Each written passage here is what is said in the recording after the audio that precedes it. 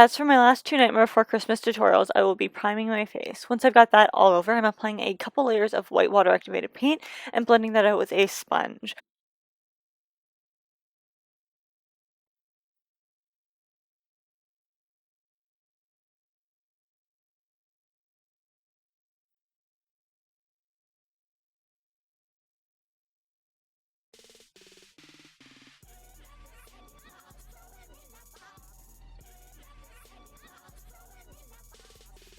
Also bringing this down my neck.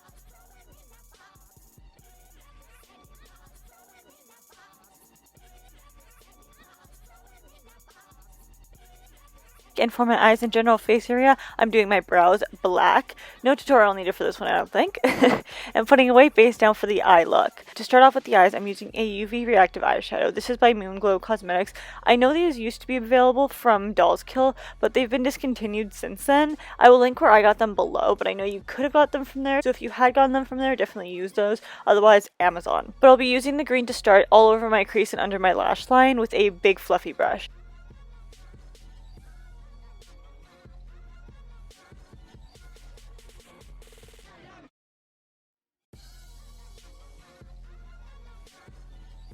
Onto the blue one, though, I'm going to be adding that just below the green or just above the green, depending on which situation you're going with.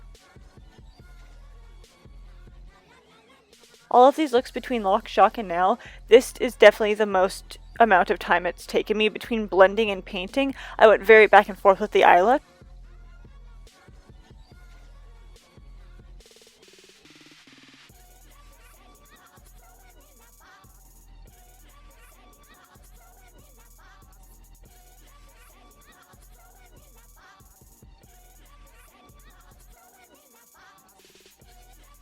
To blend everything for a more seamless finish, I'm going back between the blue and the green, adding in some purple, which was just a regular dark purple eyeshadow, not UV reactive, although you can definitely use the one in the set that I got off Amazon, again, linked below. Literally just pointed down below with my fingers, if you guys can see that.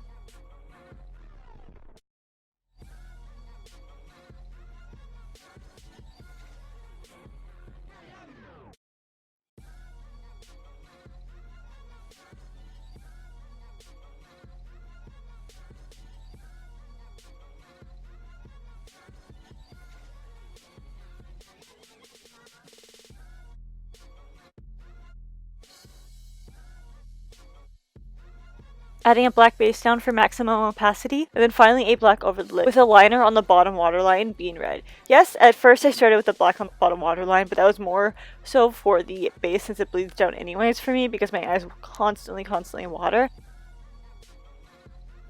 And then later I came in with the red, because Barrell does have a little bit of redness to his eyes. It's almost like his, would you call those bags into your eyes? I'm not really sure, but I decided to hide the red in that way. Onto the mouth portion. As of all my tutorials, and as of any tutorials the way they should be, I started it with an outline, just to get everything where I wanted to go before I came in with the paint job.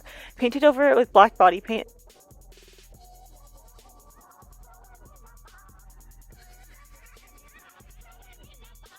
It started on the teeth. Barrell definitely has more oval teeth versus pointed like Shock and Lock.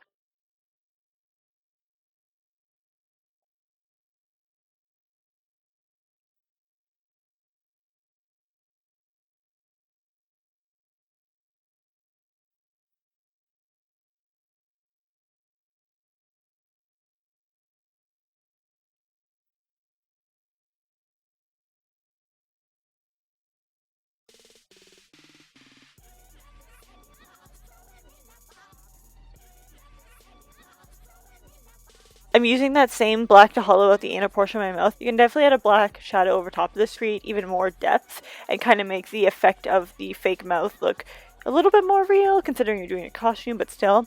But it's a bitch to get off when you do that because you've put two different things over top. It's kind of like when you set your face, it stays on longer.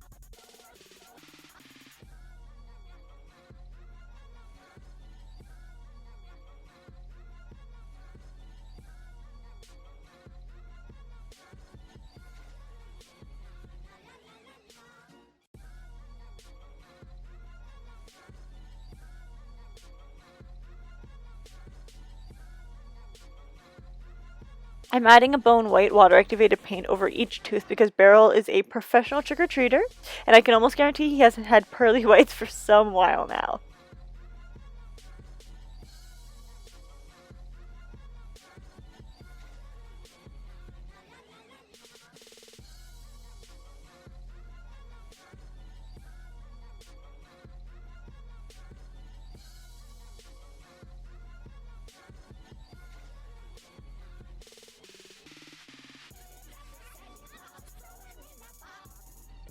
I'll be using a light blue lipstick to outline my new set of teeth.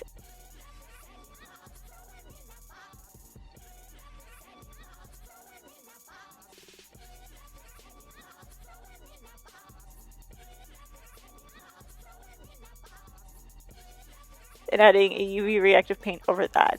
This one is going to be Fanny Pack, which is a SUVA Beauty Hydra Liner.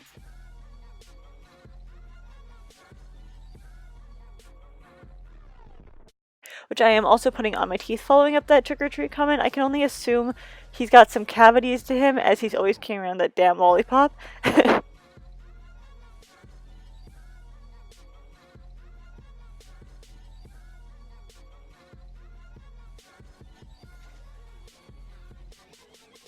I'm adding on a green wig and continuing on with the DIY. You can definitely just get a candy for a look like this, but I wanted mine to look exactly as I wanted it. Call me particular. So I made it. I used an entire batch of air dry clay, rolled it out very far, very far, very far, and then rolled it into itself, almost like a worm. I've taken a skewer type thing that I picked up from the dollar store. These came in a huge pack and I only needed one for this, for the prop to hold up.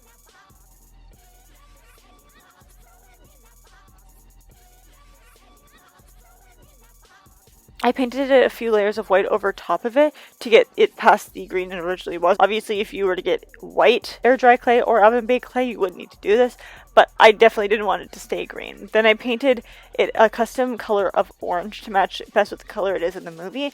And although I can't for the life of me find the footage to show, I painted all the lines on it as well with a very fine detailing brush.